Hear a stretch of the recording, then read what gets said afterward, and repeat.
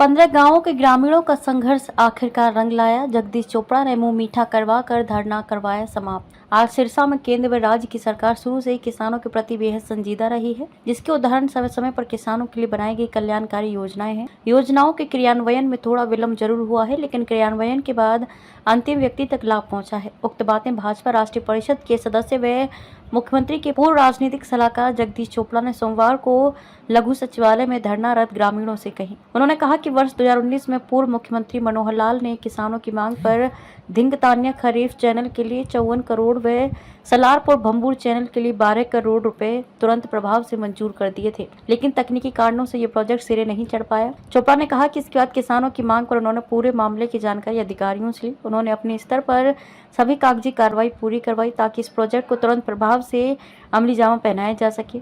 इसके बाद उन्होंने 8 किसानों को साथ लेकर जिलाध्यक्ष निताशा सेहाग के साथ प्रतिनिधिमंडल की नवनियुक्त सीएम नायब सिंह सैनी से मुलाकात करवाई। सीएम ने मामले की गंभीरता को देखते हुए इस प्रोजेक्ट के निर्माण का मार्ग प्रशस्त कर किसानों को बड़ी राहत दी। इस अवसर पर भाजपा जिलाध्यक्ष निताशा सेहाग ने कहा कि इस कार्य में समय जरूर लगा है, लेकिन काम बढ़िया होगा। उन्होंने कहा कि सभी किसान इस संघर्ष के लिए बधाई के पात्र हैं। इस मौके पर संयुक्त किसान संघर्ष समिति के प्रधान हीरा सिंह ने कहा कि पिछले करीब 2 माह से वे अपनी समस्याओं को लेकर संघर्षरत थे। उन्होंने कहा कि समिति ने यह धरना स्थल पर शुरू से ही निर्णय लिया था कि कोई भी राजनीतिक पार्टी से संबंधित व्यक्ति धरना स्थल पर नहीं बैठेगा। उन्होंने कहा कि वरिष्ठ भाजपा नेता जगदीश चोपड़ा ने इस मामले में पूरी दिलचस्पी दिखाई और किसानों की मांग का पूरा समर्थन किया। 29 मार्च को उन्होंने सीएम से मुलाकात करवाई। प्रधान ने कहा कि कुछ हमारी भी कमियां थी, क्योंकि शुरुआत में सभी गांवों के लोग एकत्रित नहीं हुए थे। हीरा सिंह ने कहा कि सीएम का आश्वासन के बाद एक बार की धरना स्थगित कर दिया गया।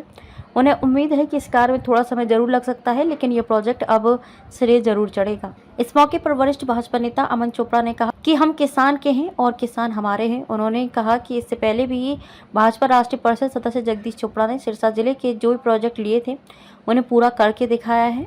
इस प्रोजेक्ट को सिरे चढ़ाने की पहल भी उन्होंने ही की थी और पूरा कर दिखाया है। इस मौके पर वरिष्ठ भाजपा नेता अमर सिंह घोटिया, वरिष्ठ नेत्री रेणु शर्मा, तरसीम सामा, विजय कुमार, दर्शन सिंह, राजेश जलंधरा, महेंद्र धिंगतानिया सहित अन्य गणमान्य लोग उपस्थित थे। करने में चलते हुए बहुत बड़ी उपलब्धि हासिल की है, कैसे हासिल हो पाया ये सब? जैसे कि हमेशा से ही हरियाणा सरकार का एक मंतव्य रहा, पहले दिन से ही भारतीय जनता पार्टी की सरकार जब बनी तो हमारे माननीय पूर्व में सीएम श्री मनोहर लाल जी ने एक बात कही थी, सबका साथ सबका विकास, हरियाणा एक हरियाणवी एक। तो ये जो उनका एक नारा था वो नारे के लिए नहीं था, वो वाकई उनको इन्होंने सिद्ध करके दिखाया कि उनके लिए हरियाणा जो है वो एक परिवार है और परिवार के नाते और किसान के नाते किसान की जो जरूरत है उसको पूरा करना ये उनका मेन उद्देश्य है। और निरंतरता से जो कार्य भारतीय जनता पार्टी की सरकार में हुए वो किसानों के हित के लगातार कार्य हुए।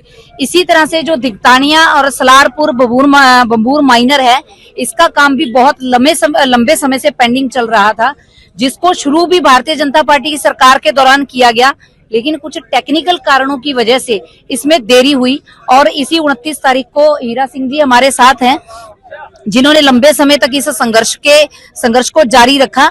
और आज जब हमारे साथ 29 तारीख को माननीय सीएम साहब जी के साथ इनकी बैठक करवाई गई, तो बैठक में खुद सीएम साहब नायब सिंह जी सैनी मौजूद रहे और उन्होंने इनको पूरा आश्वस्त किया कि जितनी भी कागजी कार्रवाई है वो, क्योंकि ये ऑनगोइंग प्रोसेस है, तो ऑनगोइंग प्रोसेस में ही इस काम को चलना है। इसकी कागजी कार्रवाई है वो सारी इन 2 महीनों में पूरी कर दी जाएगी और आचार संहिता के खत्म होने के बाद ही जो रजिस्ट्रियां सरकार के नाम कराने का प्रक्रिया है उसको चालू कर दिया जाएगा।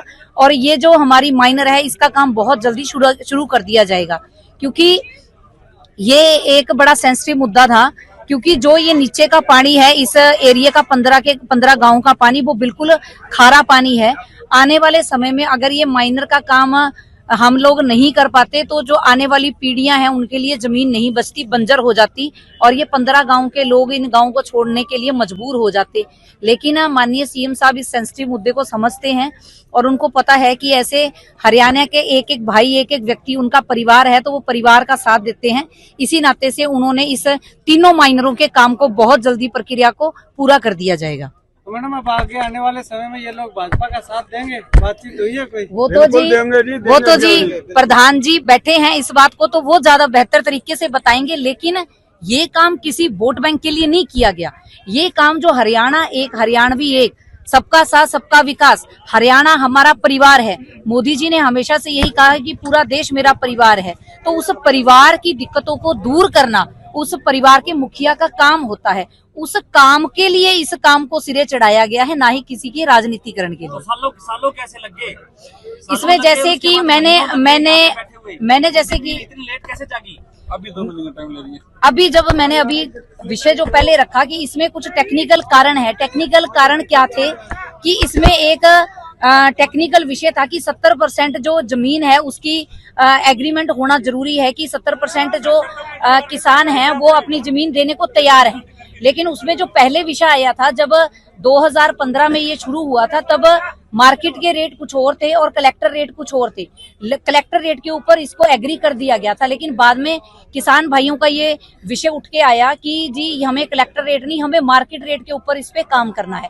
तो अब मार्केट रेट जो किसान भाइयों के हितों के अंदर रखते हुए और जो उनकी आवाज थी उसको पूरा किया गया है। और इसमें कहीं ना कहीं देरी की वजह हम खुद भी, मैं एक मतलब कि भाजपा की जिला अध्यक्ष के नाते नहीं, एक किसान के नाते एक बात कहूंगी कि इसमें देरी की वजह हम खुद भी रहे, क्योंकि हम में से ही कुछ ऐसे परिवार हैं जो अभी तक भी उस जमीन के जो अक्वायरमेंट की जरूरत है, वो जमीन सरकार को चाहिए, उसके ऊपर एग्री नहीं हो रहे थे। और सबसे पहले जो प्रयास था वो यही चल रहा था कि ये भाईचारे के नाते ये जमीन एक्वायरमेंट में आ जाए और उसको उनका जो वो रेट मांग रहे हैं उसी हिसाब से इसको एक्वायर कर लिया जाए और जमीन को ले लिया जाए। और बाकी इस विषय में सारा विषय हमारे हीरा सिंह जी हैं जो लंबे समय से इस कार्य के पीछे लगे हुए हैं, वो इस कार्य को लंबे समय से देख भी रहे हैं और वो आपको बेहतर तरीके से इस विषय को बता भी देंगे कि देरी का कारण क्या रहा।